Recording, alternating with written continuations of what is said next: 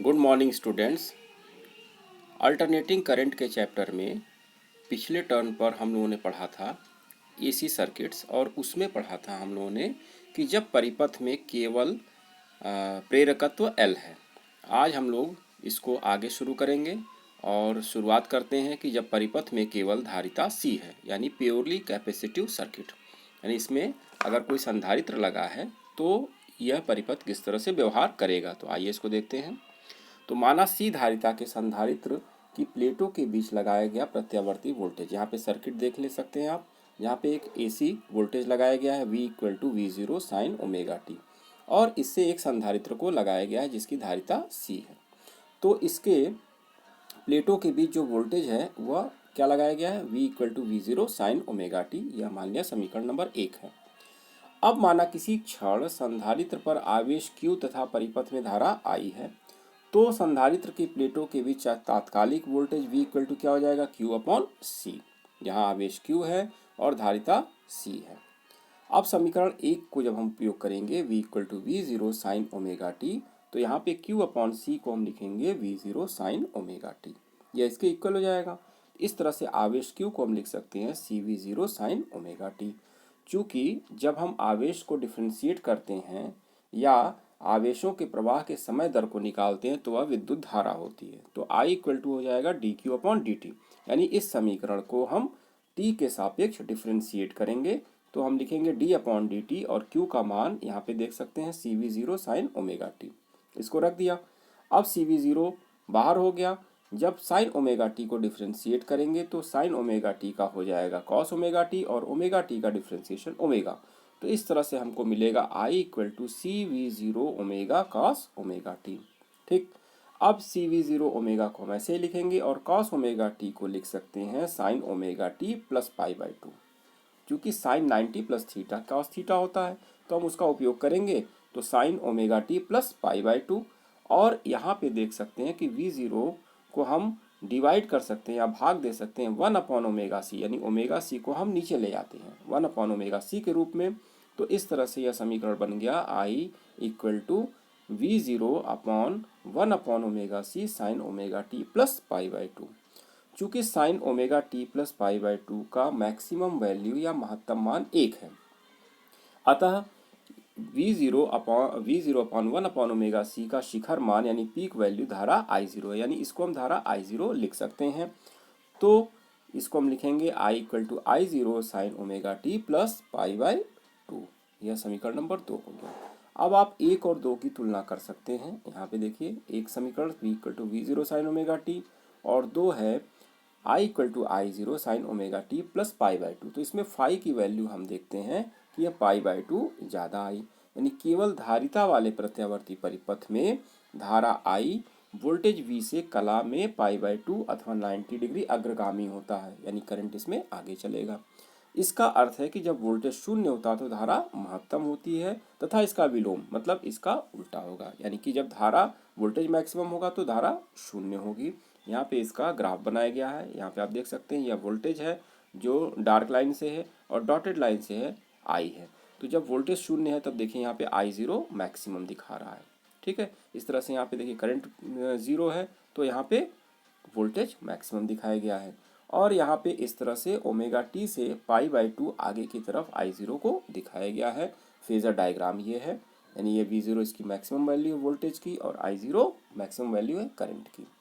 ठीक, तो इसको आप लिख लेंगे, तैयार कर लेंगे। यहाँ पे ओमेगा टी प्लस π/2 इसीलिए दिखाया गया कि इस एक्सिस से ओमेगा टी है और π/2 आगे I0 है। अब इसमें धारितीय प्रतिघात कैपेसिटिव रिएक्टेंस आप यहाँ पे देखे होंगे कि इसमें इस समीकरण में V0 में भाग दिया गया है 1/ωc।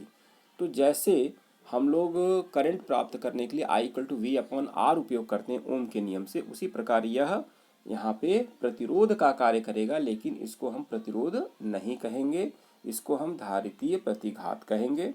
तो इसकी वैल्यू क्या होती है और इसको कैसे निरूपित किया जाता है, आइए देखते हैं। तो संधारित्र परिपथ में धारा का शिखर मान क्या है, I0 = V0/1/ωc। इसी 1/ωc को हम XC लिखते हैं, जिसको हम धारितीय प्रतिघात या कैपेसिटिव रिएक्टेंस कहते हैं। तो इसको हम XC की वैल्यू 1/ωc होती है, और इसको अगर हम फ्रीक्वेंसी के रूप में लिखें, आवृत्ति के रूप में लिखें, तो 1/2πfc होगा। अब आप यहाँ पे देखेंगे कि एक्सी और एफ में क्या संबंध है। अगर एक्सी यानी कि एक्सी को हम बढ़ाएंगे तो फ्रीक्वेंसी कम होती जाएगी, और अगर फ्रीक्वेंसी को हम बढ़ाएंगे तो एक्सी धारितीय प्रतिघात कम होता जाएगा। इस प्रकार यह जो एक समकोणीय अति परिवलय है जिसको हम रेक्टेंगुलर हाइपरबोला कहते हैं, इस तरह का ग्राफ मिलता है एक्सी और एफ में। तो इसको आप बना लेंगे और अपनी कॉपी में नोट कर लेंगे। तो एक्सी तथा एफ में ग्राफ समकोणीय अति परिवलय रेक्टेंगुलर हाइपरबोला है। अब आइए दूसरी सर्किट अगली, कि जब परिपथ में प्रेरकत्व एल तथा प्रतिरोध आर दोनों श्रेणी क्रम में है, इसको एलआर सर्किट कहते हैं। चोक कॉइल में भी ये आएगा, चोक कॉइल में भी एलआर सर्किट होता है। तो आइए इसको समझते हैं। देखिए यहाँ पे एल है और आर है, यानी प्रेरकत्व और एक प्रतिरोध दोनों श्रेणी क्रम में है। तो एलआर परिपथ में प्रतिरोध आर के सिरों के बीच विभवांतर वी आर है तथा धारा आई विभवांतर वी आर है तथा धारा आई समान कला में होंगे। क्यों? कि प्रतिरोध के लिए आई और वी दोनों समान कला में होते हैं, परंतु एल के सिरों के बीच प्रेरित विभवांतर वी एल धारा आई से कला में 90 डिग्री अग्रगामी होगा। प्रतिरोध ये हम लोग पढ़ चुके हैं कि प्रेरकत्व में जो प्रेरित विभवांतर वी एल धारा आई से कला में 90 डिग्री अग्रगामी होगा। इस प्रकार वी आर तथा वी एल के बीच 90 डिग्री का कलांतर है। यदि वी आर तथा वी एल का परिणामी विभवांतर वी है, लेकिन यहाँ पे ये वी आर है, ये वी एल है, दोनों के बीच में 90 डिग्री का फेज डिफरेंस है, कलांतर है। तो इसको हम इस प्रकार निरूपित करेंगे और दोनों का परिणामी यहाँ पे वी है। तो वी आर और वी एल का परिणामी विभवांतर वी है, तो हम यहाँ पे इससे दिखा सकते हैं v equal to V R square plus V L square. अब चूंकि V R equal to I R होगा और V L equal to I XL हम लिखेंगे, क्योंकि v equal to I R होता है, यहाँ पे r की जगह पे हम x रिएक्टेंस यूज करेंगे, प्रतिघात जिसको कहते हैं।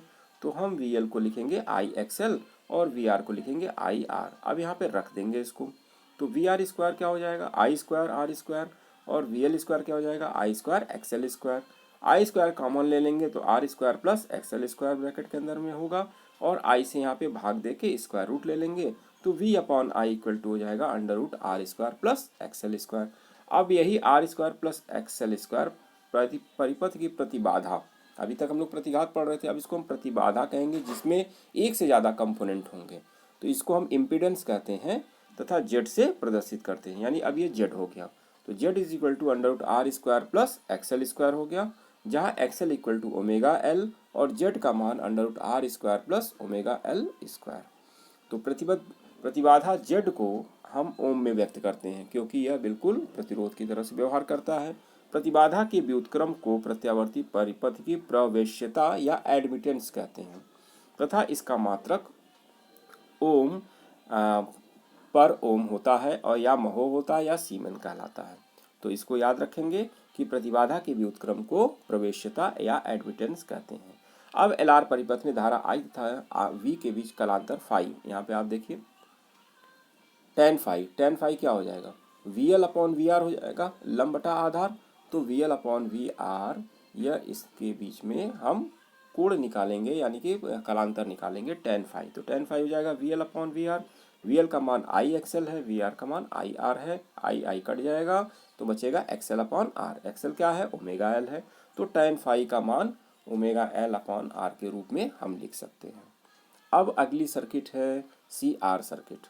जब परिपथ में धारिता C तथा प्रतिरोध R श्रेणी क्रम में हो, तब हम इसका इम्पीडेंस निकालेंगे, यानी कि प्रतिघात निकालेंगे। तो यहाँ पे देखिए एसी सर्किट में वोल्टेज एसी लगा हुआ है v equal to V zero sine omega T, और एक यहाँ पे संधारित्र और एक प्रतिरोध लगा हुआ है। इसके सिरों के बीच का वोल्टेज VC है, इसके सिरों का वोल्टेज VR है।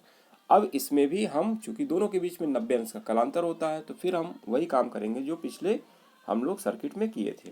तो सी आर परिपथ में प्रतिरोध आर के सिरों के बीच प्रेरित विभवांतर वी आर है तथा धारा आई समान कला में होंगे, चूंकि वी आर और आई समान कला में होंगे, परंतु धारिता सी के सिरों के बीच प्रेरित विभवांतर वी सी धारा आई से कला में 90 डिग्री पश्चिगामी होगा।